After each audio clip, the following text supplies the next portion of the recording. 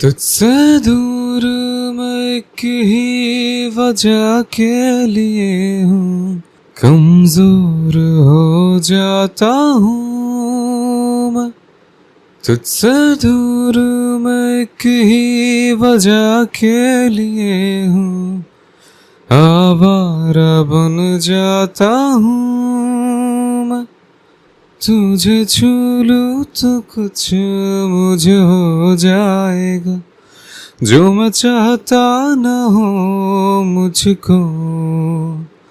तुझे मिलके ये दिल मेरा बह जाएगा, इसी बात का डर है मुझको कि हो ना जाए प्यार तुमसे मुझे, कर देगा बर्बाद इश्क मुझे। हो ना जाए प्यार तुमसे मुझे, बेहद बेशुमार तुमसे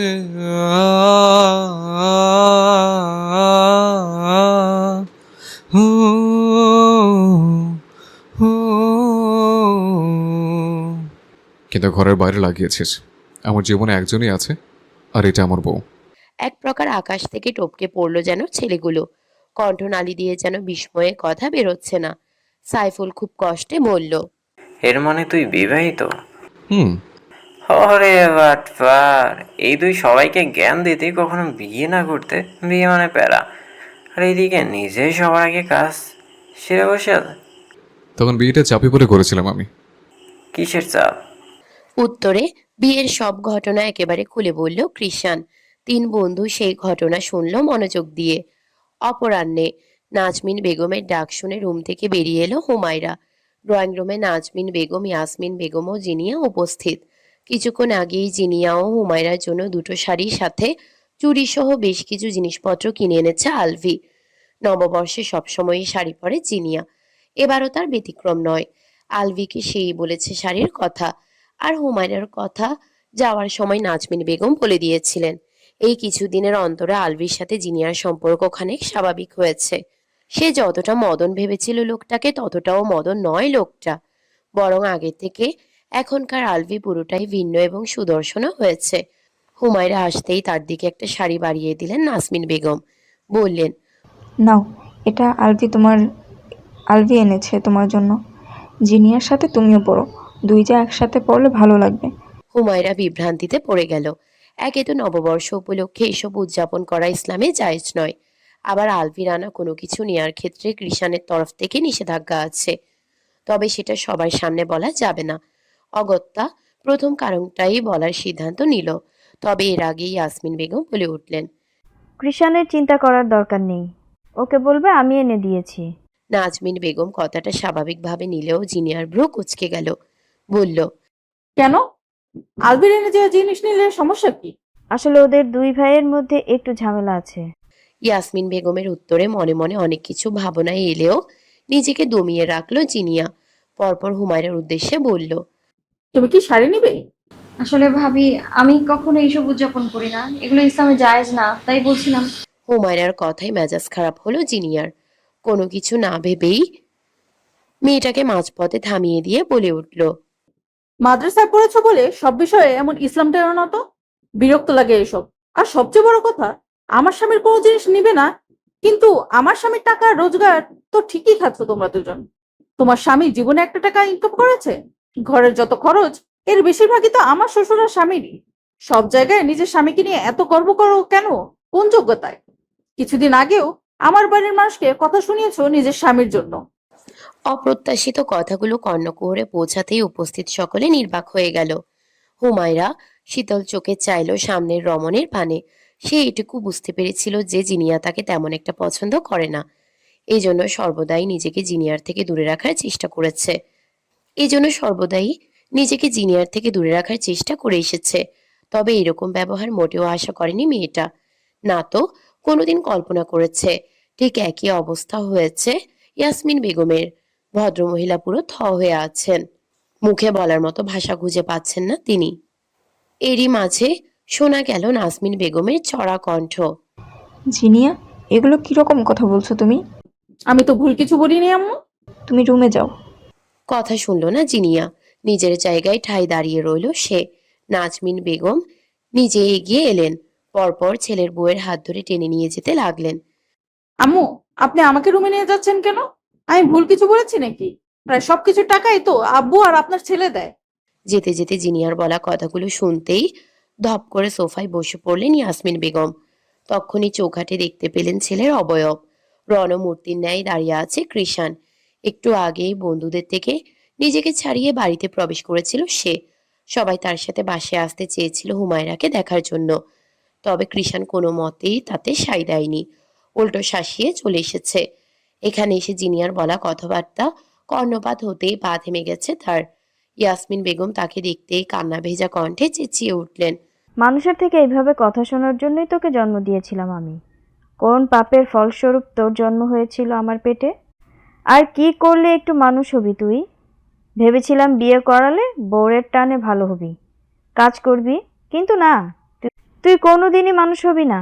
সারা জীবন আমার মাথার উপরে বসে আমার মাথা খাবি।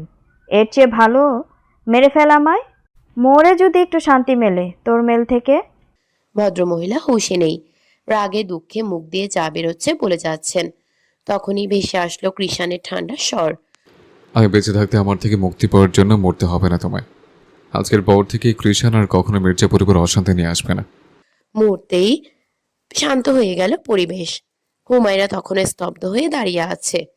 হঠাৎই হাতে টান পড়তেই চমকে তাকালো মেয়েটা, শুনতে পেল মানুষটার কণ্ঠ। চ। মুখে শব্দ উচ্চারণের আগেই তাকে নিয়ে রুমের দিকে হাঁটা ধরলো কৃষাণ। রুমে সেই আদেশ ছুড়ল। বোরকা পর। কোথায় যাবেন? যেখানে ইচ্ছা, তোকে যা বলছিস সেটা কর। কথা বাড়ালো না হুমায়রা, চুপচাপ মিনিট পাঁচেকের মাথায় তৈরি হয়ে গেল। অতঃপর পূর্বের মতোই তার হাতটা মুঠোয় পুরে নিল কৃষাণ। বেরিয়ে পড়ল নিজ গন্তব্যে। সোফায় বসে সে প্রস্থান শান্ত চোখে দেখলেন ইয়াসমিন বেগম। ইকরাজ ভীষণ খুশি, খুশিতে যেন মাটিতে পা পড়ছে না তার। সে মা হতে চলেছে, এ একটা বাক্যই মেয়েটাকে যেন দুনিয়ার সকল সুখ এনে দিয়েছে। প্রথম দফায় খুশিতে কতক্ষণ কেঁদেছে উমরের বুকে মাথা রেখে। এ বেলায় এসে বাড়িতে ফোন লাগালো। বেশ সময় নিয়েই তার কল ধরলেন ইয়াসমিন বেগম। কল রিসিভ হতেই মায়ের উদ্দেশ্যে সালাম চোখে ভালো মন্দ জিজ্ঞেস করে নিল। পরপর মায়ের কণ্ঠ কেমন অস্বাভাবিক ঠেকতেই প্রশ্ন ছুড়ল। কিছু হয়েছে আম্মু? আর হুমায়রা কোথায়? ওকে কল দিলাম, ধরছে না। কিয়ৎক্ষণ নীরব থেকে ঝরঝর করে কেঁদে দিলেন। ইকরা হতভম্ব হতচকিত, বিচলিত গলায় জানতে চাইল। আম্মু, কাঁদছো কেন তুমি? কি হয়েছে বলো আমায়। ইয়াসমিন বেগম কেঁদেই যাচ্ছেন। অতঃপর ভাঙা গলায় মেয়ের কাছে সব খুলে বললেন। পৃষ্ঠে অপর পাশ থেকে কোনো সারা শব্দ পাওয়া গেল না। কিছুটা সময় নীরব রইল। এরপর হুট করেই কল কাটার শব্দ হলো। ইয়াসমিন বেগম সাথে সাথেই কল ব্যাক করলেন, তবে কোনো রেসপন্স মিলল না। একের পর এক কল দিয়েও আর মেয়েকে পেলেন না তিনি। কৃষাণের সাথে অনিশ্চিত ভবিষ্যতে জার্নিতেও নিশ্চিন্তে ঘুমিয়ে পড়েছে হুমায়রা। গাড়ি চলার মাঝেই কখন যে চোখ লেগে আসায় মানুষটার কাঁধে ঘুমিয়ে পড়েছে জানা নেই তার। একটা সময় ঘুম ভাঙল তার, তবে চোখ খুলে কাঙ্ক্ষিত ব্যক্তিকে দেখার পরিবর্তে যা দেখল তা স্বপ্নেও আশা করেনি মেয়েটা। সবটাই ছিল অপ্রত্যাশিত, অকল্পনীয়, ভাবনার সম্পূর্ণ বিপরীত। কোনো এক ক্লান্ত দিনে যখন সুখ আনবো কিনে, সেদিন আবারও ফিরবো তোমারই সনে। ততদিন রেখো আমায় মনে। এই একটি ছন্দের তালে হুমায়রার জীবন থেকে চলে গেল পুরো 6টি মাস। প্রকৃতির রং বদলেছে, ঋতু বদলেছে, দিন বদলেছে, মানুষ বদলেছে, তবে হুমায়রার অপেক্ষাদের প্রহর আজও বদলায়নি। সে আজও বেলা করে কৃষাণের বলে যাওয়া এই শেষ কথাটি স্মরণে এনে একের পর একদিন কাটাচ্ছে। সেদিন ঘুমের ঘোরে হুমায়রার কানে ফিসফিস করে এই একটি কথাই বলে গিয়েছিল কৃষাণ। তারপর যখন তার ঘুম ভাঙে তখন আর দেখা মেলেনি মানুষটার। চোখ খুলে নিজের সামনে অর্ণাকে আবিষ্কার করেছিল হুমায়রা। মেয়েটা কিয়ৎক্ষণ বিস্ময়ে আবির্ভূত হয়ে তাকিয়েছিল, পরপর হকচকানো স্বরে অর্ণার উদ্দেশ্যে জিজ্ঞেস করেছিল। আমি এইখানে এলাম কিভাবে? তোর ভাইয়া কোথায়? ভাইয়াই তোমাকে এখানে এনেছে, তারপর আম্মুর সাথে এতক্ষণ কথা বলে একটু আগেই কোথায় যেন চলে গেল। রমণীর নেত্রযুগল অশান্ত হয়। পদযুগল ছোটে মামনির কাছে। রেখা বেগম রুমে শুয়ে শুয়ে ফোন স্ক্রল করছিলেন। তখনই দরজা নিকট হতে ভেসে আসলো পরিচিত কণ্ঠের সালাম। তিনি স্বাভাবিকভাবেই সালামের জবাব দিলেন। পরপর ভাগ্নির দিক ফিরে চাইলেন। সাথে সাথেই কাঙ্ক্ষিত প্রশ্নের সম্মুখীন হলেন। উনি কোথায় গিয়েছেন ভাবি? কোথায় গিয়েছে জানি না, সময় হলে ফিরবে। হুমায়রা নিজের রুমে ফিরে আসে। হাঁটুতে মুখ গুজে চুপ করে বসে রয়। অমনি স্মরণে আসে ঘুমের ঘোরে শোনা মানুষটার কণ্ঠ। কথাগুলোর অর্থ পুরোপুরি বুঝতে সক্ষম হয় না, শুধু বুঝতে পারে তার জীবনে অপেক্ষা নামক অধ্যায়ের সমাপ্তি আরো বহুদূর, যার পৃষ্ঠা উল্টাতে উল্টাতে আজ 7 মাসের কোটায় গিয়ে পৌঁছেছে। এই অবধি কৃষাণের সাথে সামান্য যোগাযোগটাও হয়নি হুমায়রার। ইয়াসমিন বেগমও যে ফোনটা দিয়েছিল তা আনেনি সে। মামনির মোবাইল দিয়ে প্রথম 1-2 মাস কল করে দেখত মাঝে মধ্যে, তবে সবসময়ই নাম্বারটি বন্ধ পেয়েছে। একটা সময় থেমে যায় সে। সকল চেষ্টা বাদ দিয়ে দিন কাটাতে থাকে নিজের মতো। প্রতিবেশী মহিলাগুলোর তাকে নিয়ে বড্ড মাতামাতি। এই অবধি বেশ কয়েকটা বিয়ের প্রস্তাবও নিয়ে এসেছেন তারা। হুমায়রাকে বারবার বুঝিয়েছেন এইসব নেশাখোর বখাটে ছেলেরা কখনো ভালো হয় না, আর না তো কারো পরোয়া করে। ভালোবাসা এদের কর্ম নয়। হুমায়রাকেও কখনো ভালোবাসেনি তার স্বামী, সে আর কখনোই ফিরবে না। আরও কত কি, অথচ তাদের কোনো পরামর্শই কানে নেয়নি মেয়েটা, যার দরুন এখন সকলেরই তার প্রতি একটা অনীহা তৈরি হয়ে গেছে। তবে সবচেয়ে অবাক করা বিষয় হলো এই 6 মাসে রেখা বেগম একেবারেই ভদ্রমহিলা ছিলেন। এই অবধি কোনো কিছু নিয়ে হুমায়রাকে কোনোরূপ কষ্ট দেননি তিনি। এতদিনে বোধহয় মেয়েটার প্রতি একটু ভালোবাসা তৈরি হয়েছে তার। তবে সেটা কি আদৌ সত্যি, নাকি এর পেছনেও লুকিয়ে আছে অন্য কোনো কারণ বা দায়বদ্ধতা? মির্জা নিবাসের প্রতিটা কোণে আজকাল নীরবতা ছেয়ে যায়। কোথাও কোনো রাগারাগি নেই, ধমকাধমকি নেই, কারো ঘ্যাটতেরামি নেই। শুধু আছে এক অদ্ভুত শূন্যতা, যেই শূন্যতার ভিড়ে একেবারে গুটিয়ে গেছেন ইয়াসমিন বেগম। আজ তার দুটো সন্তানই তার থেকে দূরে। একজনকে তিনি নিজের দোষেই হারিয়েছেন, হাজার চেয়েও আর তার খোঁজ পাননি। আর অপরজন তার সাথে অভিমান করে এ অবধি বাপের বাড়িতে পা রাখেনি, আর না তো কখনো কথা বলেছে। ভদ্রমহিলা এখন প্রতিনিয়তই কাঁদেন, নিজের ভুলের জন্য নিজেকেই ঘৃণা করেন। তিনি এখন বুঝেন পরের সন্তান যতই গুণবান ও আদর্শ হোক না কেন, তারা কখনো নিজের হয় না। অথচ তিনি সব ক্ষেত্রেই তার ছেলেকে অবহেলা করেছেন। বারবার নিজের জায়ের ছেলের চরিত্রে মুগ্ধ হয়ে নিজের ছেলেকে কথা শুনিয়েছেন, কিন্তু এটা ভুলে বসেছিলেন যে পর কখনো আপন হয় না। সেদিন আলভি বাড়িতে ফেরার পর জিনিয়ার আচরণ সম্পর্কে যখন তাকে সবকিছু খুলে বলেন ইয়াসমিন বেগম, তখন আলভির তরফ থেকে উত্তর আসে। এখানে জিনিয়া যা বলেছে সবকিছু তো সত্যি ছোট আম্মু। শেষ। এরপর আর কোনো কথা বলেননি তিনি। চুপচাপ নিজের রুমে এসে ভেবেছিলেন সেই দিনগুলোর কথা, যেদিনে নিজের ছেলের চেয়েও বেশি আদর দিয়ে আলবিকে বড় করেছিলেন তিনি। অথচ তার স্ত্রী আজ তাদেরকেই থাকা খাওয়ার খোটা দেয়। ওই দিন জিনিয়ার উপর বেশ রাগ হয়েছিল তার, তবে নাজমিন বেগম জবাব দেয়ায় আর নিজে কিছু বলতে পারেননি তিনি, যার দরুন সবটা রাগ ঝেড়েছে কৃষাণের উপর। অবশ্য তিনি সবসময়ই ছেলের উপর রাগ দেখাতেন, তবে সেটা ছেলেকে ভালো করার আশায়।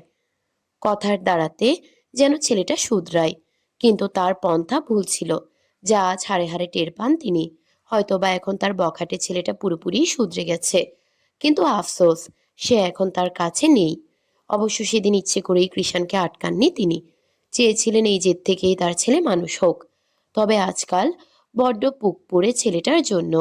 রান্নাঘরে অন্যমনস্ক হয়ে রান্না করছে জিনিয়া। এখন ঘরের বেশিরভাগ কাজকর্ম সেই করত এখন ঘরের বেশিরভাগ কাজকর্ম সেই করে, যা আগে হুমায়রা করত কোনরূপ প্রতিক্রিয়াহীন। নাজমিন বেগমের কথাই রান্নাঘরে এলেও কোনো কিছু পারে না বিধায় নীরব দর্শক হয়ে দাঁড়িয়ে থাকত সে।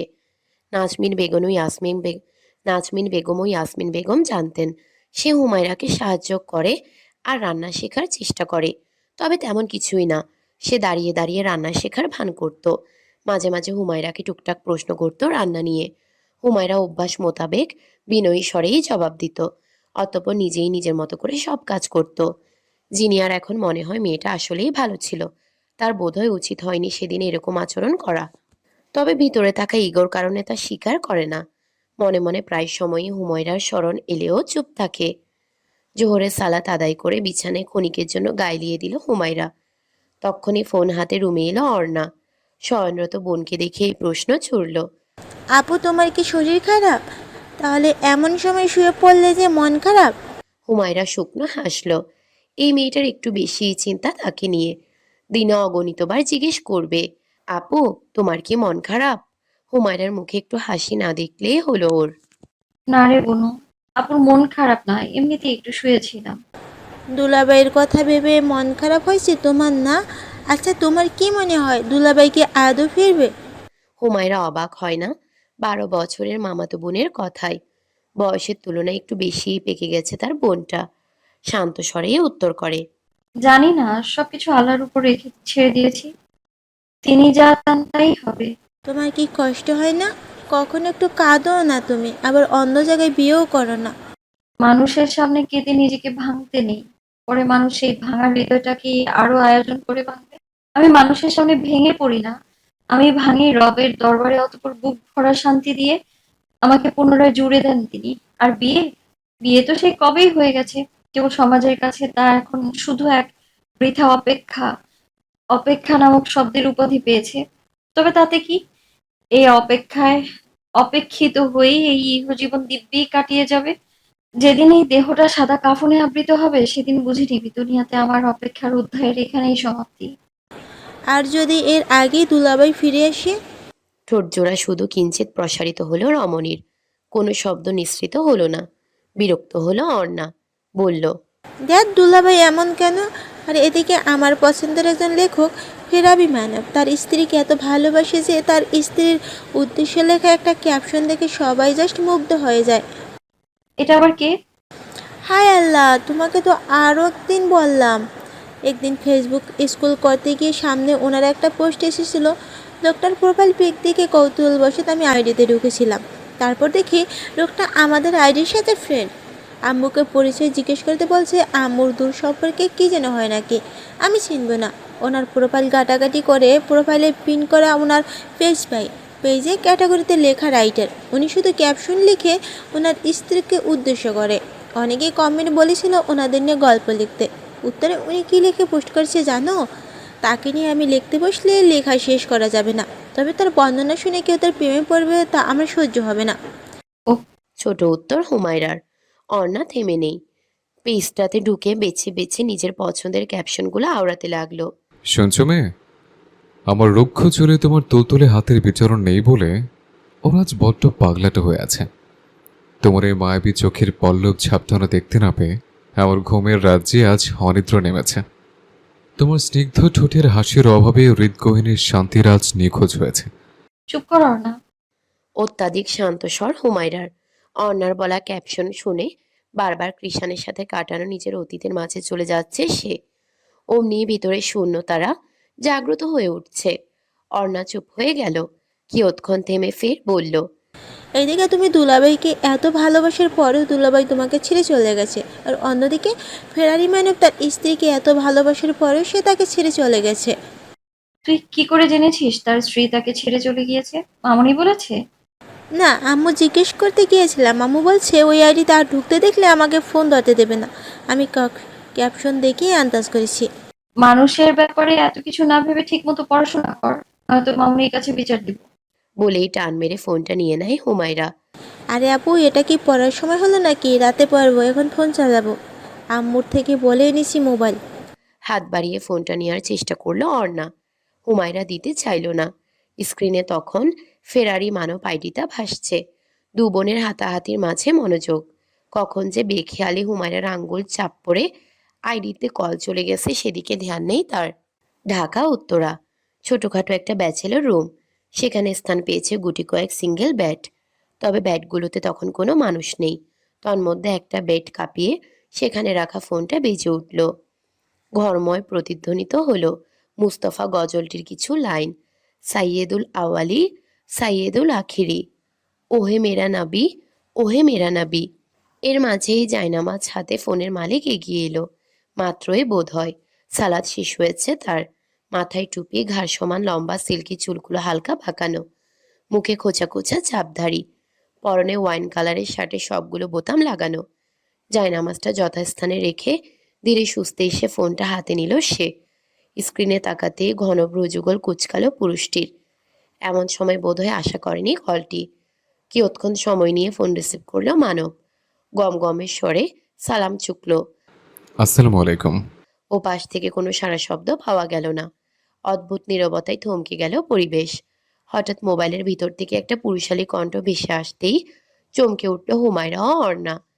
দু বোন তবদা খেয়ে গেল। কণ্ঠটা কেমন যেন বড্ড চেনা চেনা ঠেকল হুমায়রার নিকট।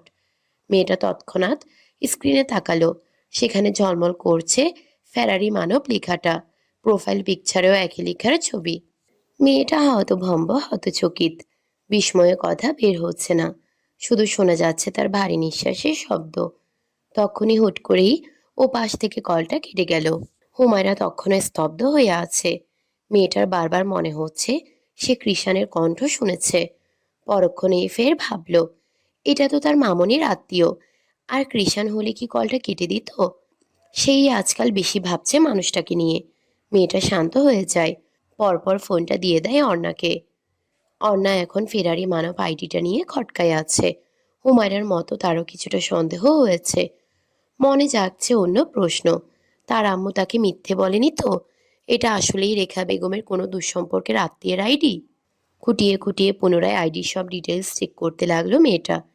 আইডিটা 2022 সালের, আর পেজটা খোলা হয়েছে প্রায় 1 বছর আগে। পেজে ফলোয়ার 40,000। Relationship status married. বিওতে লিখা, এই ফেরারি মানব কেবল এক পবিত্র নারীর কাছেই দৃশ্যমান। এর মাঝেই পেজটি থেকে ফলোয়ার মেনশনের নোটিফিকেশন এলো। মাত্রই আরেকটি নতুন পোস্ট করা হয়েছে। সাথে সাথেই পেজটিতে গেল অর্ণা। দেখতে পেল 2 লাইনের একটা ক্যাপশন। কিছু দূরত্ব সম্পর্ক শেষ করে, আবার কিছু দূরত্ব সম্পর্ক নতুন করে তৈরি করে। নতুন দিনের সূচনা। আজকে রেখা বেগমের মধ্যে এক অন্যরকম ব্যস্ততা দেখা যাচ্ছে। অন্যান্য দিনের তুলনায় আজকে যেন একটু বেশি ব্যস্ত তিনি। সকাল সকাল চুলোয় লেগে পড়েছেন। বাহারি রকমের রান্নার তোড়জোড় চলছে। হুমায়রা এদিকটাই এগিয়ে এলো। মামনির এত আয়োজন দেখে প্রশ্ন ছুড়ল। আজকে কি কেউ আসবে মামুনি? তোর মামা আসবে। ও, তার মামা কাজের ফাঁকে সপ্তাহে একবার বাড়িতে আসে। সেদিন সাধ্য অনুযায়ী ভালো কিছুই রান্না করেন রেখা বেগম। তবে এত আয়োজন কখনো করতে দেখেনি হুমায়রা। মেয়েটা খানিক অবাক হলো, তবে মুখে কিছু বলল না। আমাকে কিছু করতে হবে? না, দরকার নেই। তুই বরং গিয়ে মামুনির মেশিনে বসে কটা জামা সেলাই করে ফেল। অনেকগুলো কাপড় জমে আছে। আচ্ছা। সংসার সামলানোর পাশাপাশি কাপড় সেলাইয়ের কাজও করেন রেখা বেগম। এলাকার প্রায় সব মহিলাদের কাপড়ই তার হাতে সেলানো। ভদ্রমহিলার সেলাইয়ের হাত বেশ দক্ষ। হুমায়রাকেও অনেক আগেই সেলাই কাজ শিখিয়ে দিয়েছেন। বিয়ের আগে সে যখন মাদ্রাসা থেকে বাসায় আসতো, তখন বেশিরভাগ কাজই তাকে দিয়ে করাতেন রেখা বেগম। মেশিনে এসে বসলো হুমায়রা। সেখানে প্রায় 20টির মতো 3 পিস কেটে রাখা। সবগুলোই একজন মহিলার। মহিলাটিকে চিনে হুমায়রা। এ কদিনে বেশ কবারই রেখা বেগমের কাছে এসেছেন তিনি। একদিন হুমায়রার রুমেও এসেছিল। সেদিনই তাকে দেখেছে সে। হুমায়রা মনোযোগ সহকারে কাপড় সেলাই করছিল। এর মাঝেই মলিন মুখে প্রবেশ করলো রুমে অর্ণা। সেদিকে তেমন একটা ধ্যান দিল না হুমায়রা। বোনের নিকট ধীর পায়ে গিয়ে এসে অর্ণা ডাকলো। আপু, বল। ফেরারি মানব আইডি পেজ কোনোটাই খুঁজে পাচ্ছি না। আম্মু আম্মু বোধহয় ব্লক করে দিয়েছে। ঠিকই আছে, সারাদিন ওইসব নিয়ে পড়ে থাকিস কেন? আম্মু দেখেনি তো আমি যে আইডিতে গিয়েছি, সকালে উঠে হুট করে এসব করেছে। তুমি একটু ব্লক দেখে খুলে দাও না আপু। আমি পারি না এসব। আমি কি মোবাইল সম্পর্কে অত বুঝি নাকি? তুই তো আমার থেকে ভালো বুঝিস। আমি চেষ্টা করেছি কিন্তু পারি না। অর্ণা, তুই কিন্তু আজকাল বেশি বাদামো করছিস। যা গিয়ে গোসল সেরে কোরআন কোরআন তেলাওয়াত কর। সকালে তো একবার পড়লাম তোমার সাথে। মোবাইল স্ক্রল করার সময় তো বলিস না সকালে স্ক্রল করেছি, এখন আর করবো না। তুমি দিন দিন কেমন যেন হয়ে যাচ্ছ। আগে আমার সব আবদার রাখতে। বিরস মুখে বলল অর্ণা। হুমায়রা পূর্ণ দৃষ্টি নিক্ষেপ করলো ছোট বোনের উপর। পরপর 2 হাতের আজলায় বোনের কপলদ্বয় নিয়ে বলল। ক্ষণস্থায়ী এই জীবনের মায়ায় দীর্ঘস্থায়ী এই জীবনটাকে ভুলে যাস না বোন আমার। এই দুনিয়ায় আমরা হলাম মুসাফিরের মতো, নিজের কর্মটুকু নিয়ে আবারও খোদার দরবারে ফিরতে হবে আমাদের। আর দিন দিন তোর জীবনের সবচেয়ে মূল্যবান বয়সটা আসছে। যৌবনকালের ইবাদত আল্লাহর কাছে সবচেয়ে প্রিয়। এই সময়ে অনেক প্রবৃত্তি আর আবেগের তাড়না থাকে। এসব উপেক্ষা করে যে যুবক যুবতী আল্লাহর বন্দেগীতে মগ্ন থাকে বা থাকবে, কিয়ামতের দিন সে আল্লাহর আরশের ছায়ার নিচে আশ্রয় পাবে। হাদিসে আছে, 7 শ্রেণীর লোককে আল্লাহ তাআলা সেদিন মানে কিয়ামতের দিন তার আরশের ছায়া দান করবেন, যেদিন তার ছায়া ছাড়া আর কোনো ছায়া থাকবে না। তাদের মধ্যে একজন হলো সেই যুবক যুবতী যার যৌবনকাল কেটেছে আল্লাহর ইবাদতের মধ্যে। সহিহ বুখারী হাদিস নং 660। অর্ণা মন দিয়ে শুনে বোনের কথা। কিয়ামতের ভয়াবহতা সম্পর্কে অবগত সে। হুমায়রা তাকে বলেছে। সে বাধ্য মেয়ের মতো উত্তর করে। আচ্ছা, এখন থেকে আমি মোবাইল কম চালাবো, ইবাদত করার চেষ্টা বেশি করব। এই তো লক্ষ্মী বোন আমার, তুই যা, আপু আসছে এই জামাটা শেষ করে। আচ্ছা। তপ্ত রোদে ঝলমলে দুপুর। নামাজের পর্ব শেষ করে জায়নামাজ ছেড়ে উঠল হুমায়রা ও অর্ণা। তক্ষুনি কক্ষে প্রবেশ করলেন রেখা বেগম। হুমায়রাকে আপাতমস্তক পর্যবেক্ষণ করে বললেন, কদিন আগে যে মামুনি তোকে নতুন একটা জামা বানিয়ে দিয়েছে, ওটা পর আজকে। এটাও তো প্রায় নতুনই মামুনি, আর নতুন জামা কেন পরবো? তোর মামা দেখলে বলবে তার ভাগ্নিকে আমি জামা কাপড় বানিয়ে দিই না। যেটা বলেছি সেটা কর। আচ্ছা। রেখা বেগম চলে গেলেন। হুমায়রা অত কিছু না ভাবলেও অর্ণার মনে খটকা লাগে তার মায়ের আচরণে। সে তার বাবাকে খুব ভালো করেই চেনে। ভদ্রলোক কখনোই তার স্ত্রীর ঊর্ধ্বে গিয়ে হুমায়রার ব্যাপারে কোনো কথা বলেন না। আজ অবধি দেখেনি অর্ণা। সে কিয়ৎক্ষণ ভাবে, পরপর রুম থেকে বেরিয়ে যায়। আলমারি খুলতেই হুমায়রার চোখের সামনে কাঙ্ক্ষিত জামাটা দৃশ্যমান হয়। জামাটা ওয়াইন কালারের, যেটা কৃষাণের সবচেয়ে প্রিয় কালার।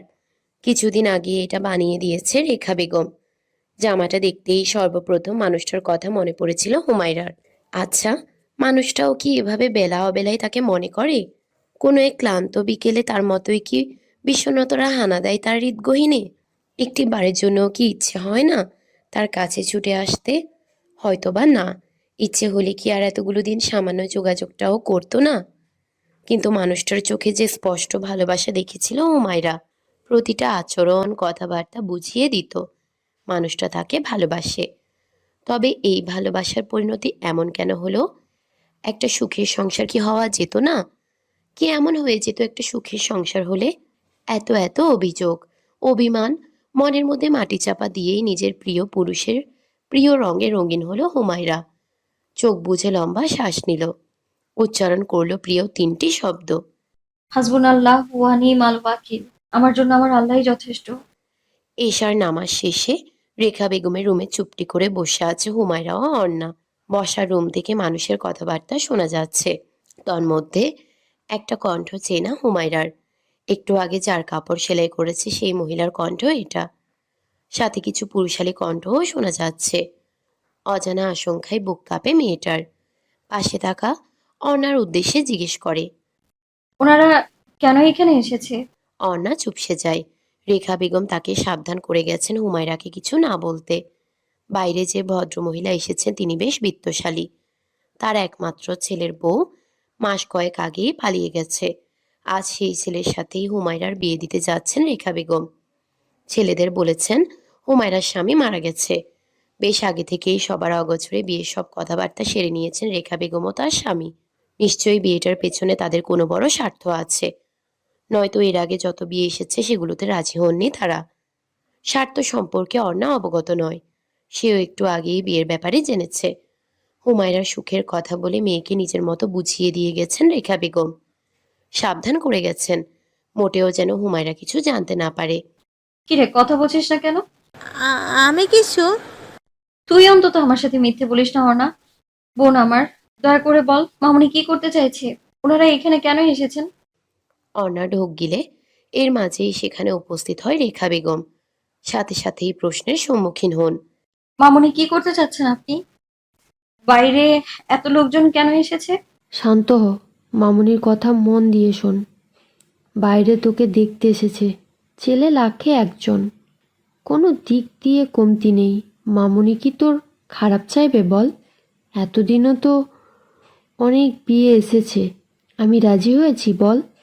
এবারের ছেলেটা অনেক ভালো, সাথে ছেলের পরিবারও বেশ ভালো।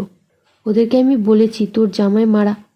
মামুনি, গলা উঁচু করছিস কেন? তুই জানিস নাকি ওই ছেলে বেঁচে আছে না মরে গেছে? বেঁচে থাকলে কি 6 মাসে একবারও তোর খোঁজ নিত না? এত কথা শুনতে চাই না আমি। আর কতদিন ওই ছেলের জন্য এভাবে বসে থাকবি তুই? বিয়ে করতে হবে না? আমাকে নিয়ে আপনার এত ভাবতে হবে না মামুনি, আমি বিবাহিত। আমার স্বামীর দেয়া নাকফুল, চুড়ি সবকিছু এখনো আমার গায়ে। আমি কখনোই তাকে ছাড়া অন্য কোনো পুরুষকে, বিয়ে তো দূরে থাক, সামনেও যাব না। রেগে গেলেন রেখা বেগম। হুমায়রার হাত চেপে ধরলেন মুহূর্তেই। গজগজ করতে করতে বললেন, আমিও দেখি তুই কিভাবে পারিস আমার অমান্য হতে। সারা জীবন আমার ঘাড়ে বসে বসে খাওয়ার চিন্তা না? ভালোই ভালোই আমার সাথে আয় বলছি। যাব না আমি।